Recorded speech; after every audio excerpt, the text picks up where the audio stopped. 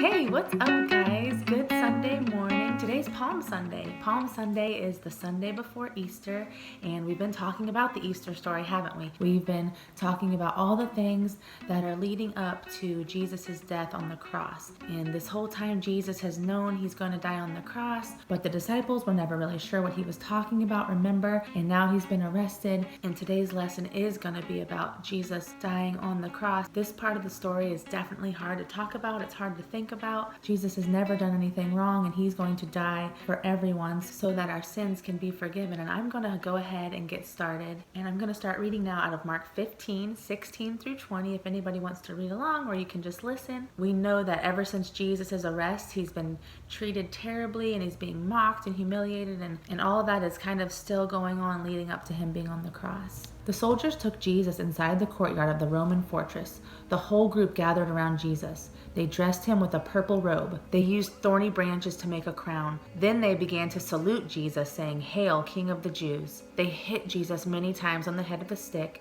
and they were spitting on him. They kneeled down and acted as though they were worshiping him. When they finished making fun of him, they took off the purple robe and dressed him with his own clothes. Then they led him away to nail him to the cross. So it's kind of a lot of the same things going on as last week. Jesus is being made fun of. They are mocking him, calling him a king and pretending to bow down to him, but they're also beating him. It's kind of crazy to think about, but Jesus is dying for these people too, and he knows this. He is not just dying on the cross for certain people. He's not dying on the cross for the people that are his followers. He's not just dying on the cross for the people that believe in him. He's dying on the cross for everyone. So that's kind of something that you always need to think about when you hear this story, how terribly Jesus is being treated.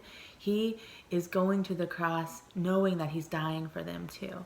And now I'm going to read a longer section. It's in Luke chapter 23, and it's verses 32 through 43. And this is about Jesus' death. And some of these parts are really hard to hear, and I know that no one wants to hear the details of Jesus being put on the cross, but that is the sad part of his death. But we all know what happens after Jesus dies. Let's go ahead and read this part of Luke. There were also two criminals led out with Jesus. Jesus and the two criminals were led to a place where they would be killed. The people called this place the Skull.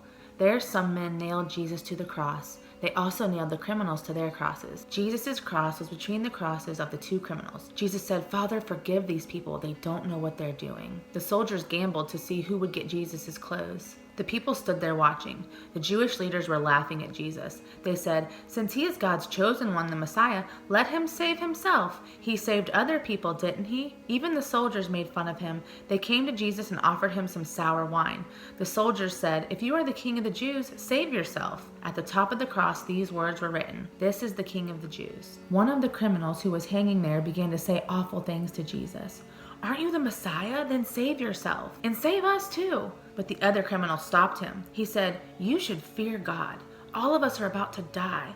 You and I are guilty. We should be killed because we did wrong. But this man, Jesus, has done nothing wrong." Then he said to Jesus, "Jesus, remember me when you come into your kingdom." And Jesus said to him, "I am telling you the truth. Today you will be with me in paradise." Even as Jesus is up on the cross, the Jewish leaders are telling him to save himself, and they're saying that in a way to make fun of him. But the truth is, we all know Jesus could have saved himself. Like I said, this whole time, Jesus has been willing to do this. It doesn't mean it's not hard. It doesn't mean that he's not in terrible pain. It just is a testimony to how much Jesus really does love us. This entire time that he's been beaten and humiliated, he's doing it willingly for us. And what people were saying to him and all the terrible things they were doing to him, that wasn't affecting Jesus in the way that he was going to give up. He was willing to die not only for them, but for us too. And I think we all know what happens from there, guys. Jesus is put on the cross and he does die there. People that were there, that were witnessing, they actually saw him die. For most stories, that would be the end, wouldn't it? But thank goodness that's not the end of this story. That's actually kind of just the beginning. But I'm going to go ahead and stop there,